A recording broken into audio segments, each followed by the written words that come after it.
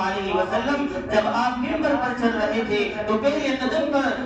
زینے پر جب آپ نے قدم رکھا تو آپ نے کہا آمین، جب دوسرے زینے پر قدم رکھا تو آپ نے کہا آمین، جب تیسرے زینے پر قدم رکھا تو آپ نے کہا آمین۔ کیا ماجرا ہے؟ تو اللہ کے نبی صلی اللہ علیہ وسلم نے فرمایا کہ اس وقت جبرائیل علیہ السلام میرے پاس آئے اور انہوں نے مجھ سے کہا کہ جو رمضان المبارک کا مہینہ پائے، جو شخص رمضان المبارک کا مہینہ پائے اور اپنی مغفرت نہ کروا پائے، ایسا شخص ہلاک ہو۔ تو میں نے کہا آمین۔ میرے محترم بزرگوں اور عزیز ساتھیوں، کیا اللہ کے حضرت جبرائیل علیہ السلام کی بددعا کیا کم تھی؟ اور اوپر اللہ کے نبی صلی اللہ علیہ وسلم کی آمین نے اس پر مہر لگا دیا اور اس بددعا کو اور مضبوط بنا دیا کہ ہم رمضان المبارک کا مہینہ پائیں اور ہم اپنی مغفرت نہ کرا پائیں، یہ ہمارے لیے کتنی بڑی محرومی کا سبب ہے۔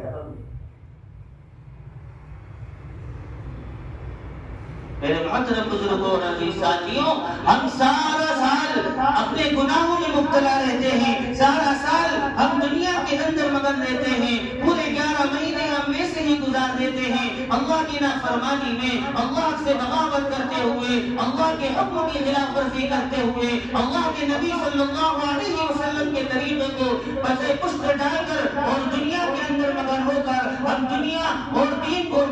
بھول جاتے ہیں کہ دین کیا ہے۔ ہم سارے 11 مہینے ہم اسی طریقے سے گزار دیتے ہیں، لیکن جب ایک مہینہ اللہ تبارک و تعالیٰ نے ہمیں دے دیا، اگر اس مہینے کے اندر بھی ہم اللہ کے احکام کو نہیں مانے، نبی صلی اللہ علیہ وسلم کے طریقے کو نہیں مانے، اللہ نے جو احکام اس مہینے کے اندر اتارے ہیں اس احکام پر عمل نہیں کریں، تو میرے محترم بزرگوں اور عزیز ساتھیوں، ہمارے لیے اس سے بڑی محرومی اور کیا ہوگی؟ اور کون سا مہینہ ہے اور کون سا وقت ہے جس کے اندر اللہ تبارک و تعالی ہماری مغفرت کے لیے ایسے بہانے ڈھونڈ رہا ہے، ایسے بہانے ہمارے اللہ نے ہمیں دیے ہیں کہ آپ اللہ کی نافرمانی کر رہے تھے 11 مہینے، لیکن ایک مہینہ ایسا دے دیا جس کے اندر جہنم کے دروازوں کو بند کر دیا، شیاطین کو قید کر دیا تاکہ تم گناہوں سے بچ سکو، رحمت کے دروازے کھول دیے، برکتوں کے دروازے کھول دیے، بخشش کے دروازے کھول دیے، فرشتہ پکار رہا ہے، اللہ پکار رہا ہے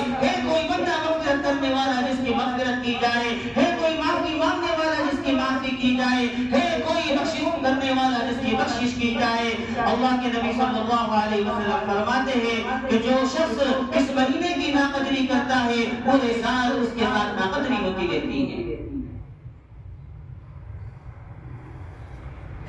جو اس مہینے کی قدر نہیں کر سکتا، جو اس مہینے کے اندر اپنی مغفرت نہیں کرا سکتا، یہ مہینہ غمخواری کا مہینہ ہے، یہ مہینہ ایک دوسرے کے ساتھ غم کو بانٹنے کا مہینہ ہے، ایک دوسرے کے ساتھ اچھے معاملات کرنے کا مہینہ ہے، غریبوں کے ساتھ ہمدردی کا معاملہ کرنے کا مہینہ ہے، یتیموں، مسکینوں، مجبوروں، غریبوں کے لیے یہ ہمدردی کا مہینہ ہے، یہ سارے انسانوں کے لیے صبر کا مہینہ ہے۔ اس کے روزے کے اندر اللہ تبارک و تعالیٰ فرماتا ہے کہ اس کا بدلہ میں خود دوں گا۔ رمضان المبارک کے اندر جو آپ روزہ رکھتے ہیں، جو ہم روزہ رکھتے ہیں، اور چیزوں کا بدلہ اللہ فرشتوں سے دلواتا ہے، لیکن رمضان المبارک کے اندر جو شخص روزہ رکھتا ہے ایمان کے ساتھ اللہ پر یقین رکھتے ہوئے، اللہ کہتا ہے کہ میں خود اس کا بدلہ ہوں۔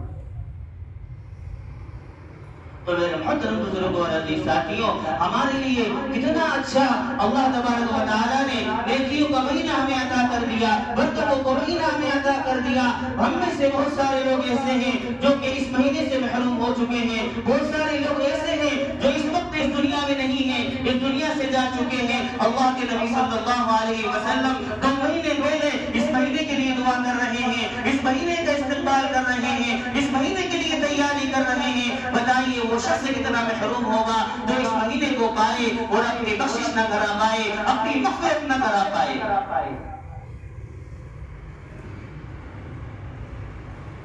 رحمان کے خاص بندے وہ ہیں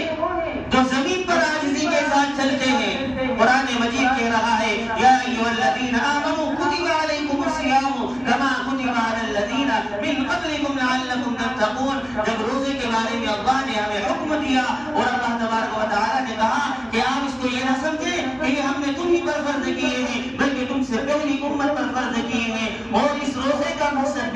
کی آخر میں کہ روزہ اس کا مقصد کیا ہے؟ لعلکم تتقون، تاکہ تم پرہیزگار بن جاؤ، لعلکم تتقون، تاکہ تم پرہیزگار بن جاؤ، تم اللہ سے ڈرنے والے بن جاؤ، تم اپنا تعلق اللہ سے قائم کرنے والا بن جاؤ، تم اپنا تعلق اللہ سے جوڑنے والا بن جاؤ۔ یہ مہینہ وہ مہینہ ہے، یہ روزہ وہ روزہ ہے جو اللہ سے ہمارا تعلق جوڑتا ہے۔